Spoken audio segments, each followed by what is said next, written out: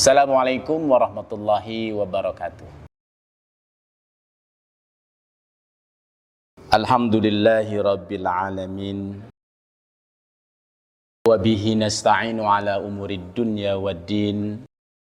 Asyhadu an la ilaha illallah wahdahu la syarikalah wa asyhadu anna Muhammadan abduhu wa rasuluh. Allahumma salli wa sallim wa barik ala nabiyyina Muhammadin wa ala alihi wa sahbihi ajma'in. Hadirin hadirat jamaah salat subuh rahimakumullah. Di pagi hari ini kita akan melanjutkan kembali kajian kitab Kasyful Qulub.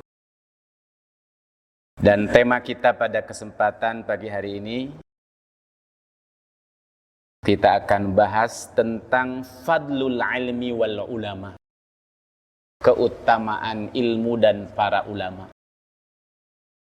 Kalau kemarin kita membahas tentang keutamaan Al-Quranul Karim, maka pada kesempatan pagi hari ini kita akan bahas tentang keutamaan ilmu dan para ulama. Di dalam kitab ini disebutkan fal ahaditsul waridatu fi dzalika katsirah. Hadis-hadis, riwayat-riwayat yang sampai kepada kita tentang keutamaan ilmu dan para ulama itu sangat banyak sekali. Yang pertama di antaranya, qala Rasulullah sallallahu alaihi wasallam, man yuridillahu bihi khairan yufaqqihu fid din wa yulhimhu rusydah.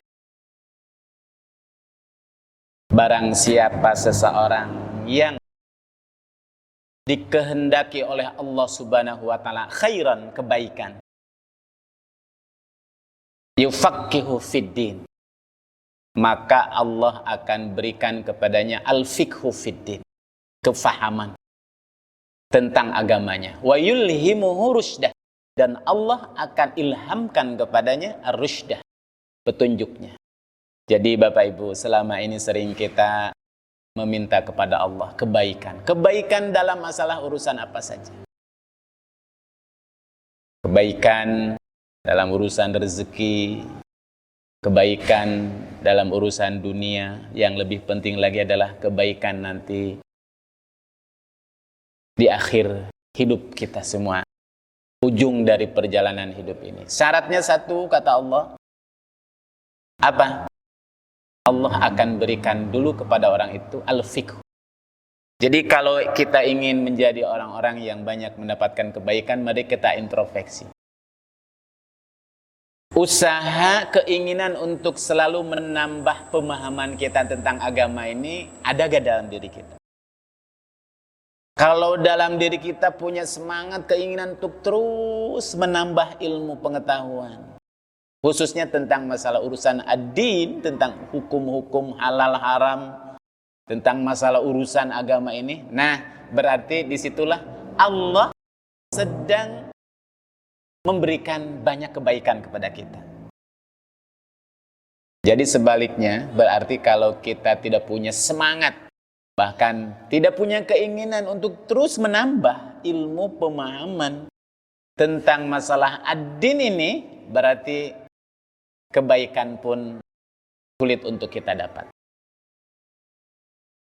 Nah, orang yang senantiasa selalu berusaha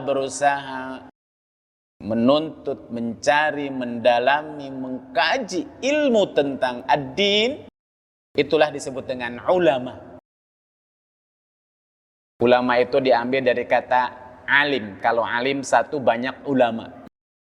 Diambil dari kata ilmun, ilmu. Orang yang mengisi, mencari, menuntut, mendalami ilmu disebut alim.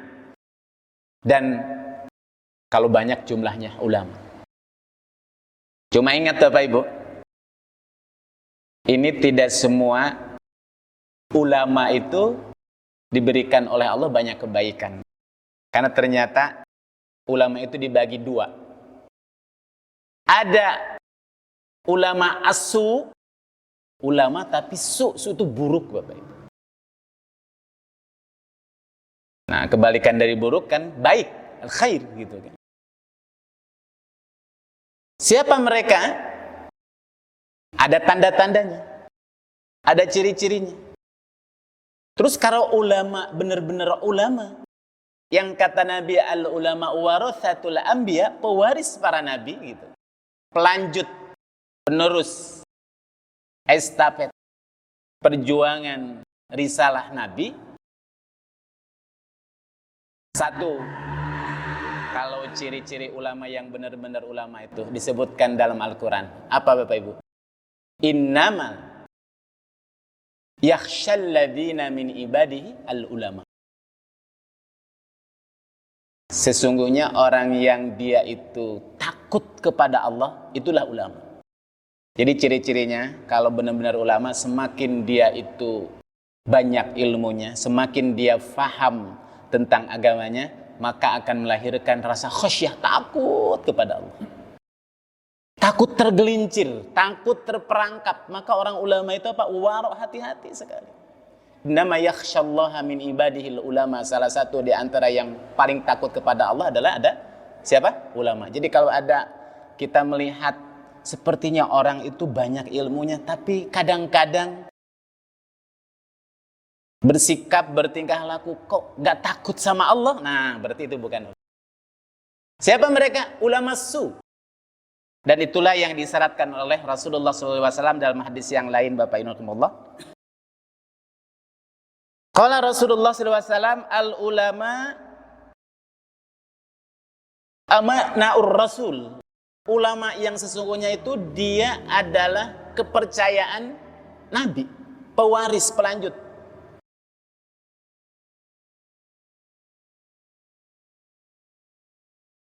Kemudian apa? Lam yukhalitus sultan. Orang yang benar-benar dia itu pewaris para nabi, cirinya itu apa?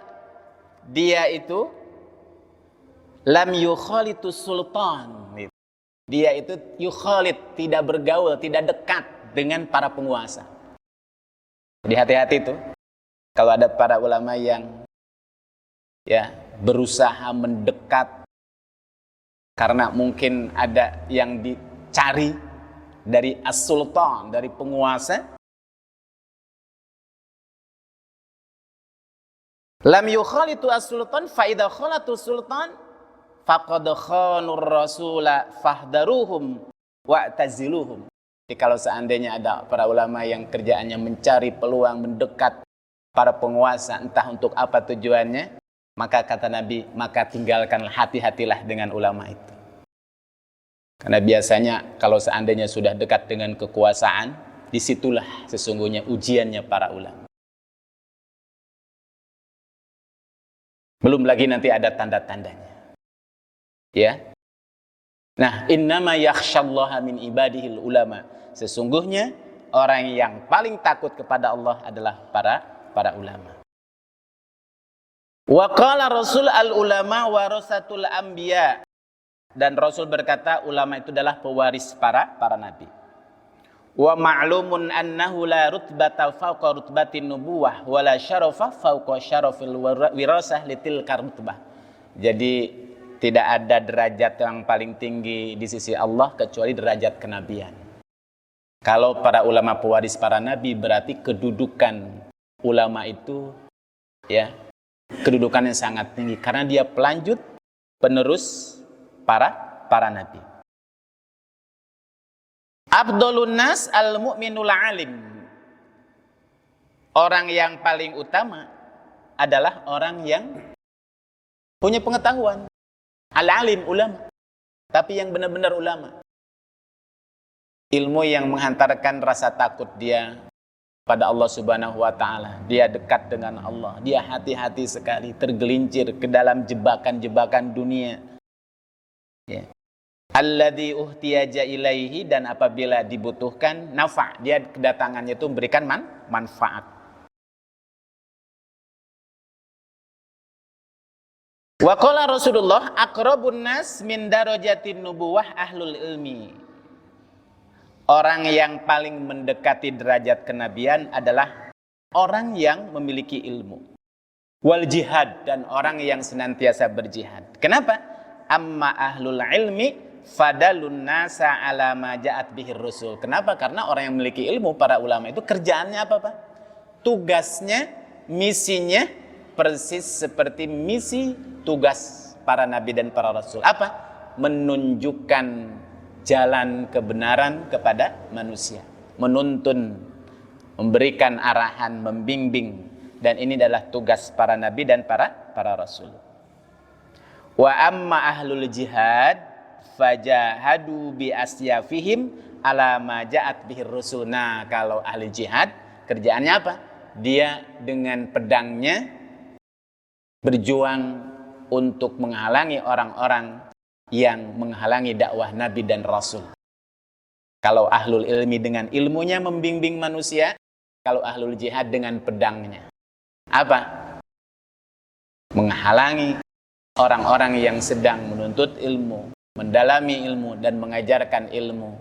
Maka orang jihad kerjaannya adalah dia melindungi dan melawan orang-orang yang senantiasa menzolimi orang-orang yang menyebarkan ilmu. Siapa?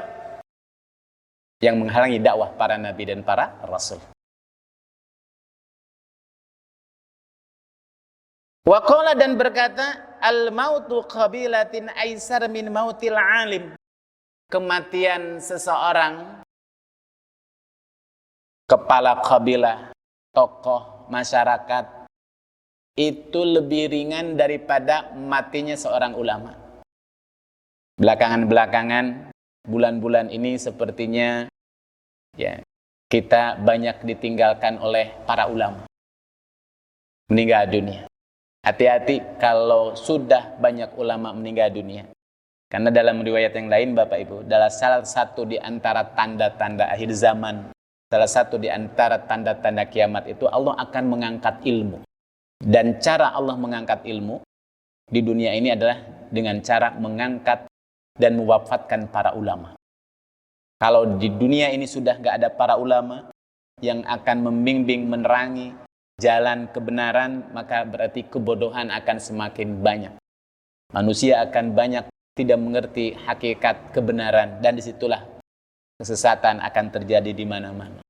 Dan ingat, akhir zaman itu nanti kiamat kubra itu akan terjadi di saat orang sudah tidak sadar lagi.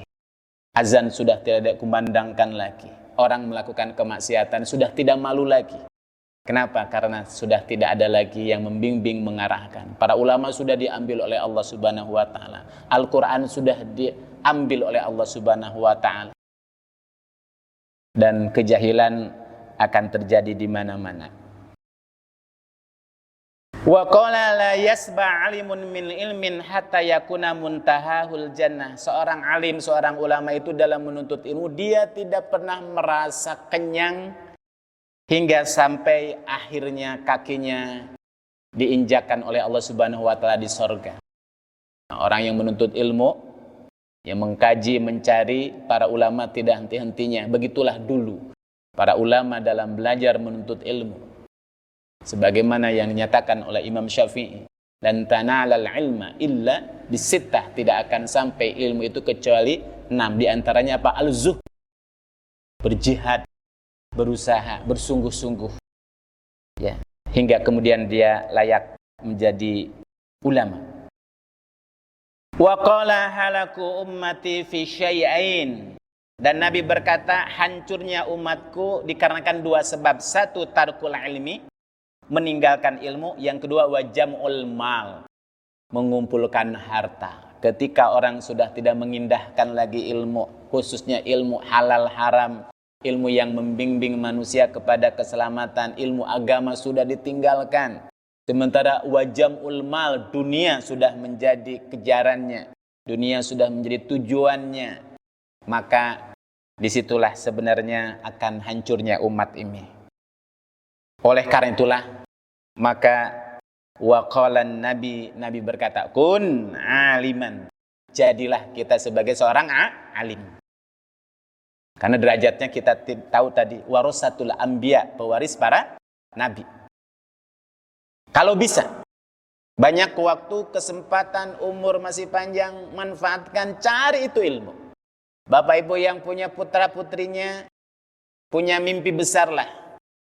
kelak nanti anak-anak kita ada salah satu di antara mereka jadi alim, jadi ulama. Karena apa? Derajat para ulama tadi, pewaris para nabi. Yang pertama. Tapi kalau seandainya kita tidak sempat, belum sampai kepada derajat seorang alim, seorang ulama, karena untuk menjadi ulama itu butuh waktu yang panjang. Butuh persiapan yang matang. Butuh kesungguhan, butuh persiapan. Ada 6 syaratnya. Apa? Az-zaka, kecerdasan. Yang kedua apa? Al-mal, modal finansial. Sekarang sulit untuk mendapatkan ilmu dengan gratis, selalu pakai biaya. Kesungguhan, ya. Butuh waktu yang lama. Kalau belum sempat dan belum bisa menjadi seorang alim, apa kata Nabi? Aw muta'alliman, jadilah kaum pembelajar. Kalau merasa diri tidak tahu, belajar, hadir di majelis ta'lim, baca buku, menanyakan kepada para ulama kalau tidak tahu. Jadi kaum pembelajar. Kalau kita belum bisa menjadi seorang alim, katanya. Mencari pengetahuan, sekarang kita hidup di era digital. Ilmu, informasi semakin mudah didapatkan melalui YouTube, melalui sosial media, di televisi. Cari mu'ta'alliman. Kalau seandainya jadi pembelajar nggak bisa, kenapa? Karena untuk belajar itu butuh keseriusan, Bapak Ibu. Butuh mencatat, butuh menghafal, ada target waktu. Nggak sempat, karena kita sibuk dengan kerjaan kita. Maka Rasul memberikan pilihan yang ketiga, al-mustami'an. Jadilah kaum pendengar, Bapak Ibu. Belajar, ngaji, tapi ngajinya ngaji nguping. Dengar aja. Walaupun masuk dari telinga kanan, keluar dari telinga kiri, nggak apa-apa. Yang penting dengar gitu, Bapak. Daripada tidak sama sekali, betul nggak? Dengar, mustami'. Bapak Ibu sekarang jadi mustami' ini, betul nggak Pak? Nggak ada bawa catatan, kan gitu ya? Apalagi harus menghafal hadis tadi, kan nggak? Dengerin aja. Ini sudah termasuk bagian daripada apa? Usaha kita mendapatkan khairan, kebaikan. Mustami'. Mendengar saja, ngaji nguping. Ya. Au muhibban. Kalau gak jadi mustami, apalagi jadi alim, apalagi jadi muta'alim, jadi mustami kayaknya waktunya sibuk, gak sempat. Jam sekian harus masuk kerja, pulang jam sekian. Nah, kata Nabi, diberikan alternatif berikutnya. Au muhibban, jadilah para pecinta. Apa bedanya Pak, muhibban sama mustami? Kalau muhibban itu mungkin gak datang, gak sempat untuk mendengarkan. Tapi hati itu senang, Bapak Ibu, melihat orang sedang mengkaji ilmu, menuntut ilmu. Bahkan saking senangnya, walaupun dia gak bisa hadir, dia ngasih support, ngasih dukungan, baik secara finansial, fasilitas. Minimal muhibban itu apa? Ya Allah, saya nggak bisa hadir. Senang lihat orang ngumpul-ngumpul, ngaji, ngumpul menuntut ilmu. Walaupun saya nggak bisa hadir, yang penting senanglah, setujulah. Kalau bisa, lanjutkanlah. Itu muhibban. Wala takun al-khamisata. Nah, janganlah kita jadi orang yang kelima, Bapak Ibu. Al-khamisah. Siapa yang kelima? Jadi seorang alim tidak mungkin. Jangankan jadi seorang ulama, nuntut ilmu saja enggak, gitu kan. Al-muta'alliman, atau menjadi penuntut ilmu juga enggak. Hadir, menuntut ilmu, mengkaji, jadi santri. Al-mustami'an, mendengarkan saja enggak mau. Mendengar enggak mau. Acuh, cuek. Al-muhibban, mencintai saja enggak. Justru dalam hatinya itu apa? Yang kelima. Siapa yang kelima? Mubaghidan. Mubaghidan itu apa? Orang yang gak suka. Hatinya itu merasa apa ya bahasa kita itu? Gak seneng aja. Kalau ngelihat orang ngumpul-ngumpul ngaji itu bawaannya apa? Cuek. Terus apa? Pinginnya bubar aja gitu kan? Atau nggak punya kepedulian saya? Iya, nggak suka lah. Ngapain ngumpul-ngumpul? Mendingan nonton sinetron, mendingan ngumpul-ngumpul di warung kopi, mendingan ngobrol-ngobrol kongko-kongko. Gak ada kerjaan, ngumpul-ngumpul di masjid lagi, misalkan itu kan. Nah, itu yang kelima. Janganlah jadi orang yang kelima. Maka barang siapa orang yang menjadi kelima, maka fatahlik, maka celakalah, binasalah. Kira-kira kita ingin mengambil klaster yang mana Bapak Ibu? Dan kira-kira kita berada di tipe yang mana? Nah, pilih salah satunya. Minimal jadi apa Pak? Mustami yang keberapa tuh? Yang keempat. Ya, saya tahu Bapak Ibu apalagi yang sudah usia 40, 50, 60 untuk belajar menjadi seorang ulama itu kan butuh kecerdasan. Apa? Butuh menghafal, betul nggak Pak? Ya, otak sudah usia 40, 50 itu kan ibarat komputer ini termasuk Pentium berapa? Pentium 2, loadingnya itu lama gitu kan. Ngapalin surat Ad-Duha dari dulu, baca surat At-Tin nyambung dengan surat Al-Asr misalkan itu kan. Lalladzina amanu wa aminus solihati wa tawasaw bil haqqi wa tawasaw bis sabr. Enggak selesai-selesai. Baca surat Al-Kafirun, baca bolak-balik terus gitu kan.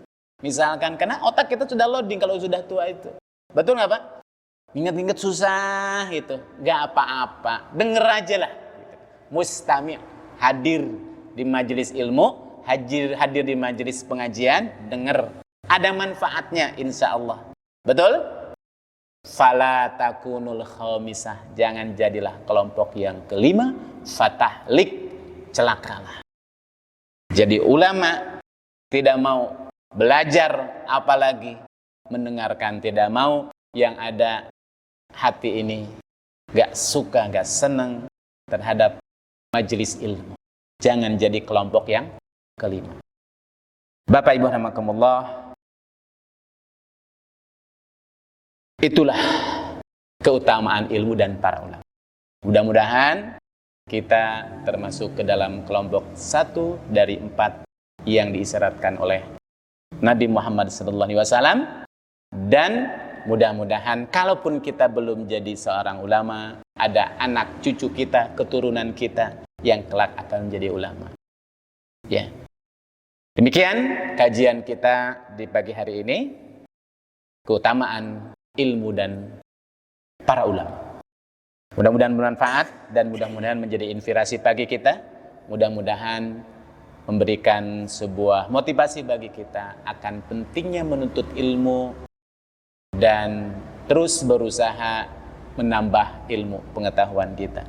Man yuridillahi bihi khairan yufaqihu fiddin. Barang siapa yang Allah kehendaki berikan kepadanya al-khair, kebaikan, maka Allah akan berikan pemahaman kepada orang itu. Apa?